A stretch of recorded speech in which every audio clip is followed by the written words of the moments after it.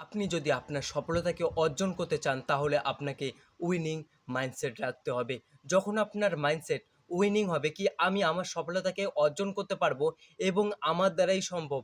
আমি আমার সফলতাকে একমাত্র অর্জন করতে পারি এবং এর জন্য আমাকে কি পদক্ষেপ নিতে হবে?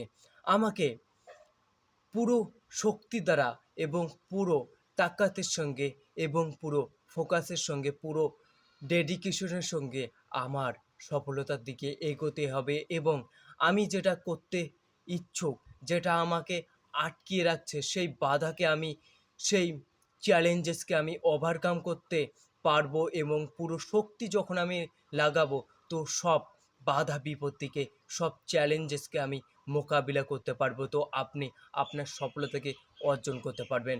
এর জন্য আপনাকে পুরো শক্তি লাগাতে হবে আপনার সফলতাকে অর্জন করার জন্য।